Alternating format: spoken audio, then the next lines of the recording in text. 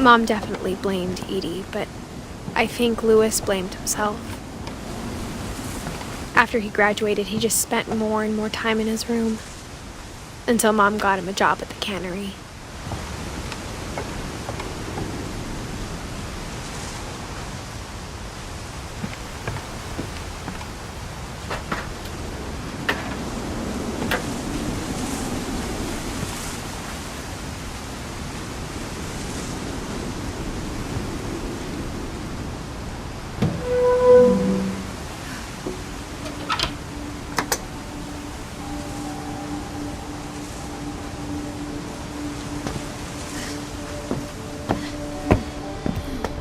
Louis's room smelled very, very familiar.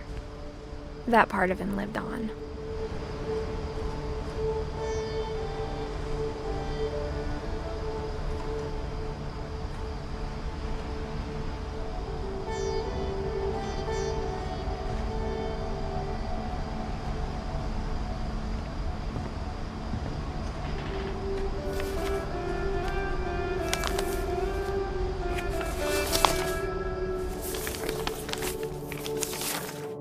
Dear Mrs. Finch, as Louis's psychiatrist, I can understand your desire for an explanation.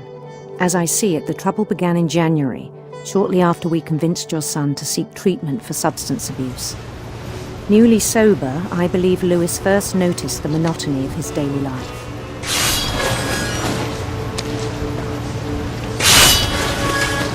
He kept working at the cannery, but he withdrew part of himself. In our sessions, I saw the same behavior. His mind began to wander.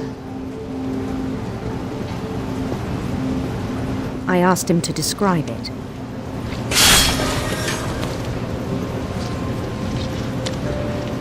He said he started small, imagining a labyrinth. He'd feel his way about. Then something moved. Bats. And toads.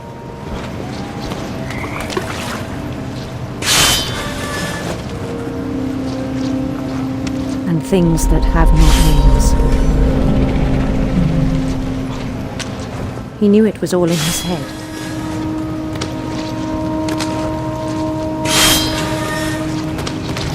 But he took it very seriously.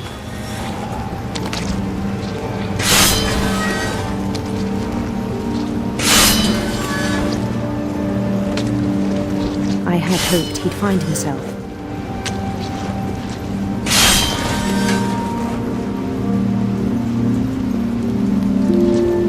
But he found something more. I worried about him then, daydreaming at the cannery. I spoke with his boss, but he said Louis had become a model employee. Methodical, tireless, focused. Like a whole new Louis. So I let him go on.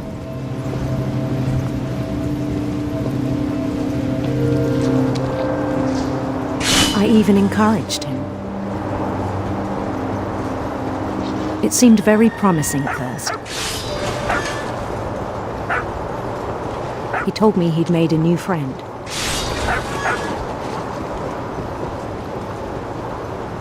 On the edge of a city he named Louis Topia. He built the city up slowly, brick by brick. Then he made musicians.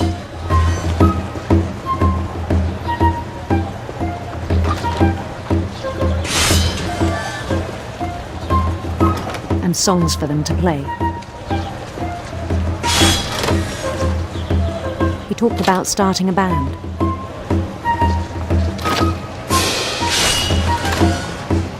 And he was always humming something. Every day his imagination grew stronger.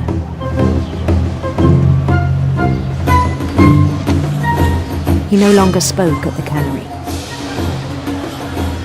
but his chopping was as reliable as ever. Then one day it struck him that all the cheering crowds, even the stones under his feet, were all in his imagination, so he could do whatever he wished.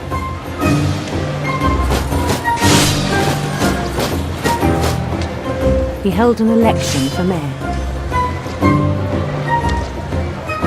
and he won. They begged him to stay, but his mind was already wandering. It became a game for him.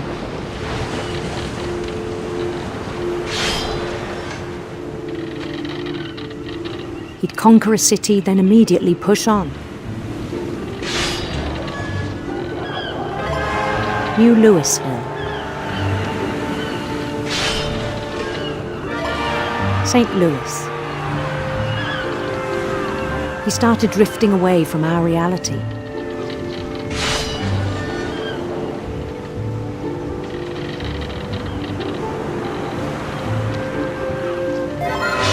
Minneapolis. Until one day he forgot to go home from the cannery. Even as his mother pleaded with him, part of Louis kept sailing on.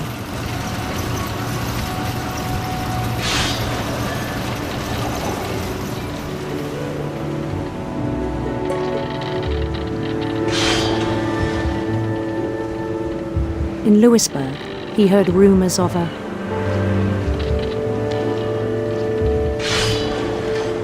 handsome queen.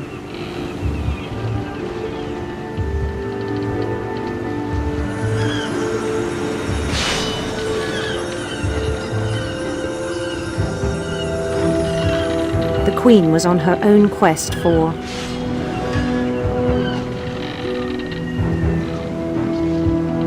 radiant rainbows.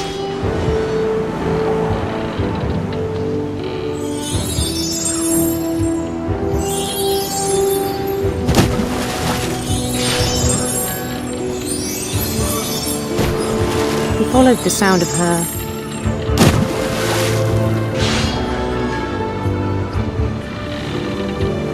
electric sitar.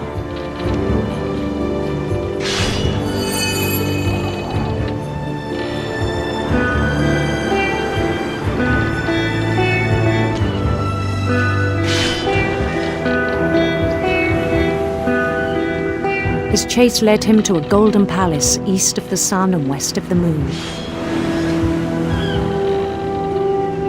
Even then, his logic remained sound. He knew the world was all in his imagination.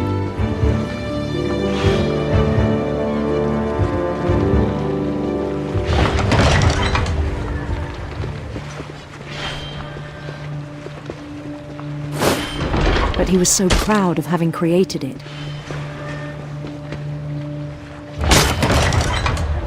In his own eyes, he'd become something greater than a king.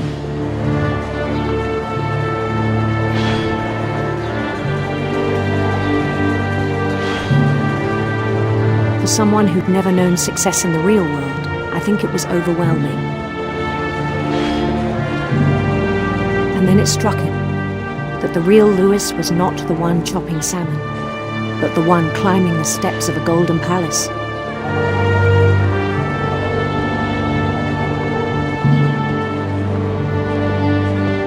My imagination is as real as my body, he told me. It was hard to argue with him.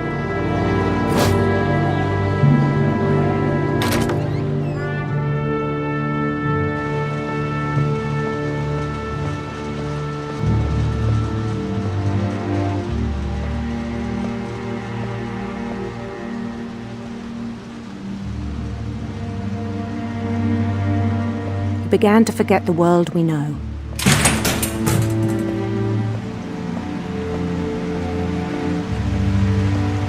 I think it pained him to remember Louis, the cannery worker.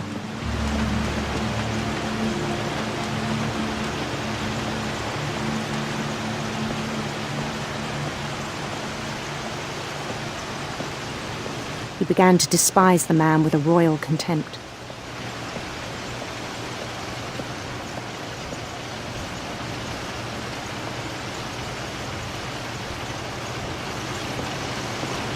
I still thought I could save him.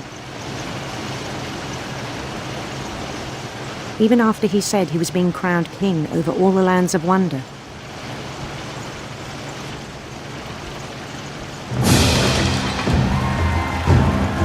The palace would be packed with his companions.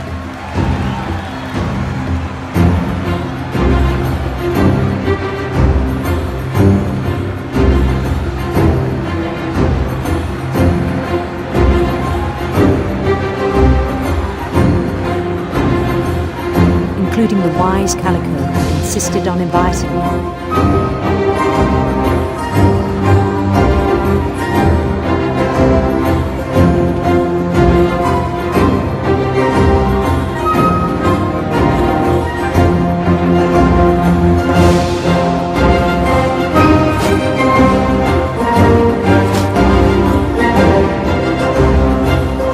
His queen waited, holding his crown.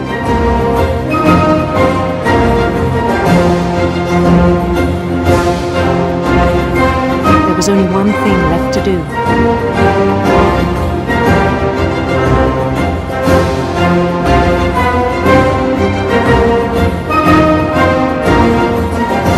Bend down his head.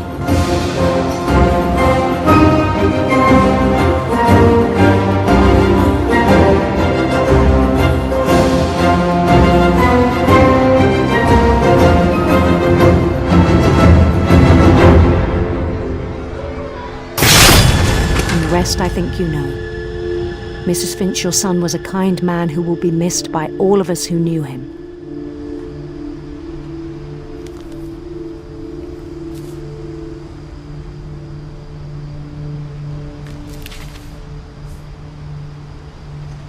My brother was really cool. I wish you could have met him.